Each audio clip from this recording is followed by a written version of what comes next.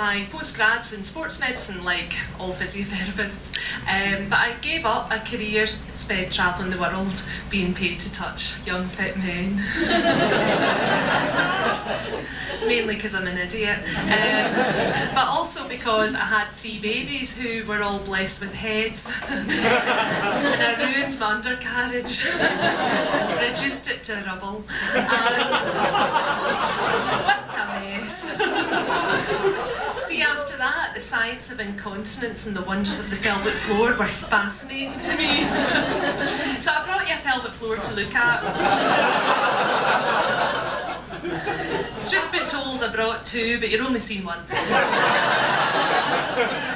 So the white bit should be vaguely familiar if you've ever gone out on Halloween. That's a pelvis, and the red bits are muscles, and the blue bits are ligaments, and the pink bits you should also be kind of able to recognise because you're either sitting in a vulva or you came out of one.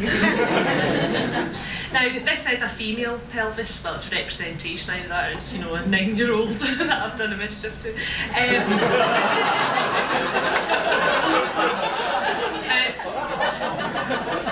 Men do have pelvic floors as well, I know, and stuff goes wrong with them as well, and you need to know about that because it does weird stuff to you too. I mean, I went all pishy, and guys do too, but generally men aren't so bothered by their incontinence. It's really amazing.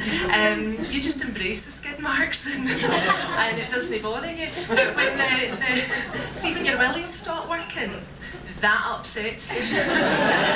And eventually a man will take himself to the GP to cry and say my cock's broken. Whereas women are the other way around. We get upset about wetting ourselves but don't really mind that we never had an orgasm since we had the babies.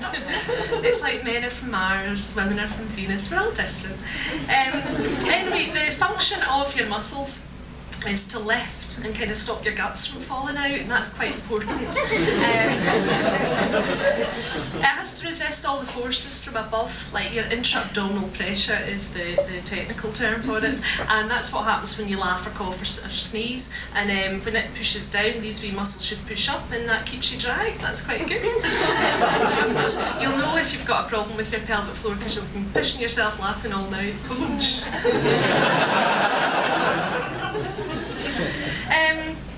Right, so let's see what you know. Who here has got a pelvic floor? All of you. Who's heard of pelvic floor exercises? Yeah. Who does their pelvic floor exercises? Yeah. Wow! Have you seen that before? Usually people go and they don't do them at all, which is why a third of women aged between 35 and 55 wet themselves because nobody does their exercises, and they just pad themselves up a little and die inside.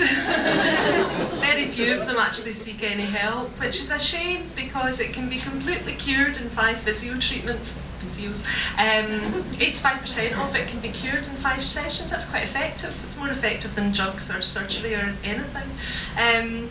Go me. And for men folks, if they do have erectile dysfunction, doing your exercises is more effective than taking Viagra. But Pfizer don't want you to know that. And see, for premature ejaculation, 40% of it's cured within 3 months, with another 30% describing themselves as functional. I don't know what the difference between those 2 things are, but the research paper went to great lengths to separate them. Premature ejaculation is kind of like an interest of mine, because, see, from a research point of view, how do you measure it? Who decides what's premature?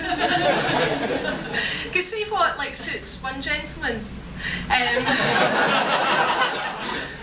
might be another one's unobtainable dream. You know, and see, any happy couples, that works perfectly well for them, but see, when he dumps her and he moves on to somebody else that's more demanding, it's a problem after that.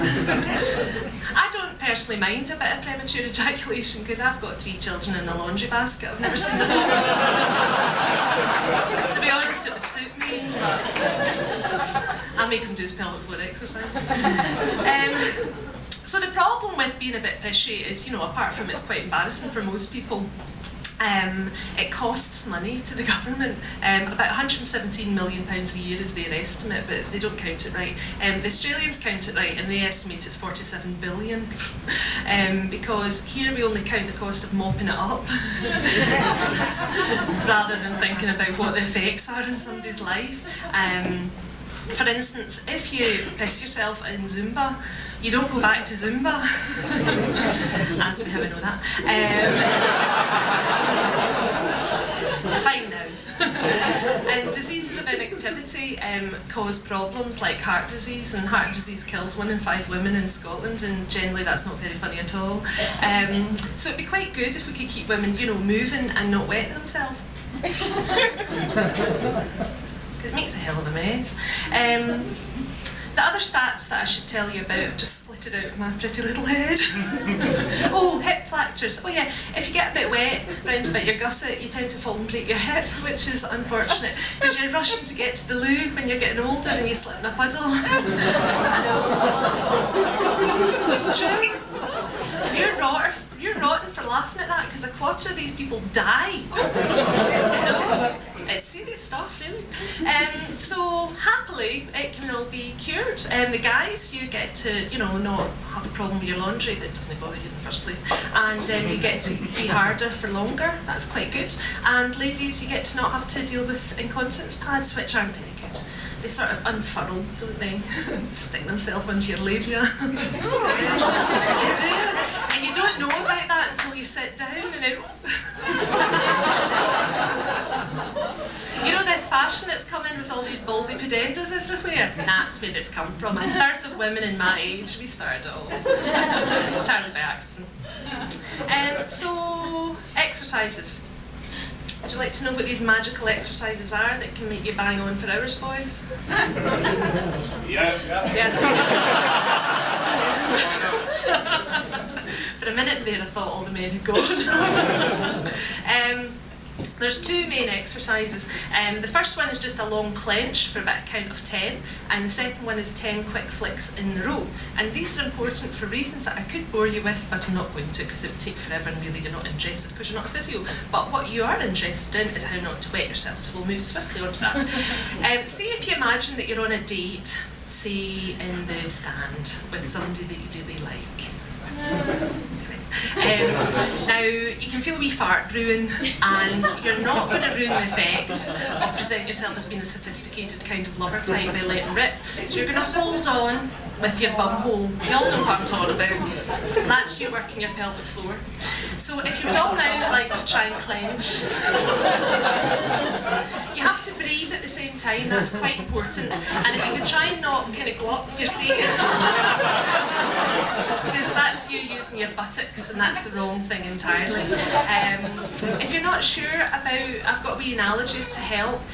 Ladies, if you imagine that you're trying to make enough space, I mean it's only a wee movement, it's like that. If you try and imagine you're making enough space for somebody to slip a folded £50 note into your pants, that's the movement. I know. It's a terrible, terrible visual image that offends every single one of my feminist principles, but it works. So, it's fair. And see, for the guys, if you imagine that you're walking into water, quite cold water, and it's getting higher and higher and higher, and you know that the next 3 waves just going to lick the bottom of your testicles. Really cold water. That's the movement.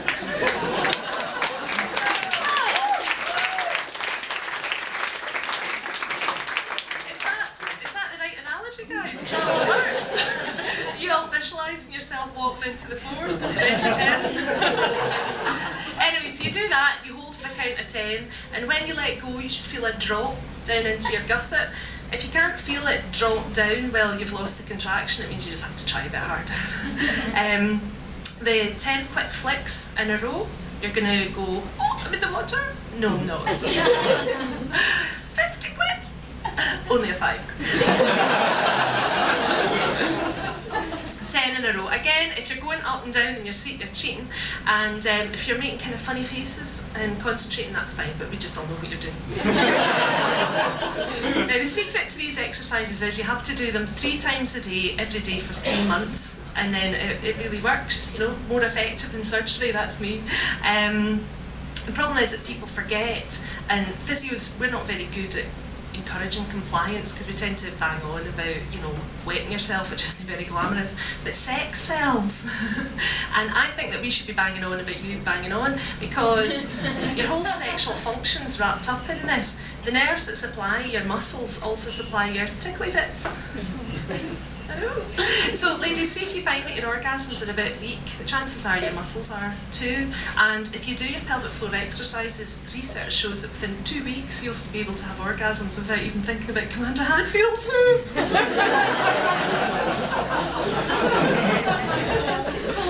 Some of you don't know who Commander Hadfield is, do you? No? Oh, well. You know the International Space Station? Like, he was the captain of the international, he was a proper actual astronaut. No, and he was he's on Earth now, so he lives in Canada, so he's not nearly so fanciful. You know that Bowie thing? That's Commander Hadfield. There's a new guy called Luca, he's Italian. However, I do my pelvic floor exercises, so I never think about the man at all. I'm quite lost with the train of thought. Oh yeah, orgasms. Women are built for pleasure. See the clitoris? Well, no here, obviously, it's quite dark. You'll never find it. A clitoris has got 8,000 nerve endings in it. That wee button bit that guys can't find. 8,000 nerve endings. See a bell end? See that huge expanse? That massive, really, wow. So big, wow, so massive, boys. The massive expanse of a bell end's only got 4,000 nerve endings, and that, guys, is why we don't like it when you rub it, like your Bear Grylls trying to start a fire.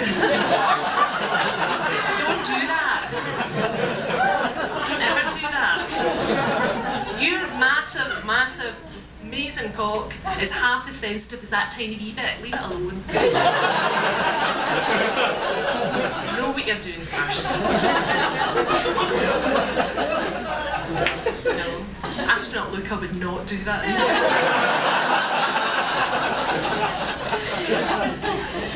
Anyway, so that's my theory, that if we kind of, you know, make it funny, then people would laugh, and then they would talk, and then we're not embarrassed about, you know, wetting ourselves in front of our neighbour, and welcome mats don't make good incontinence pads. You could also ask me how I know about that. Nearly knocked her over with the giant tsunami of my steaming pish. It was awkward.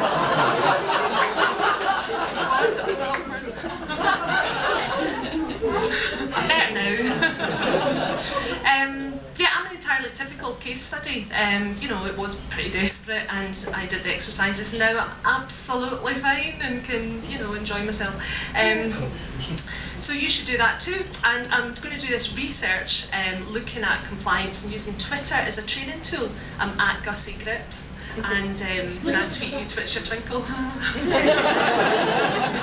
And I'm going to try and get some data from a fringe show that I'm doing, and I don't really know how well this is going to go, because would you come to a fringe show about pelvic floor? It could be a long and lonely August for me.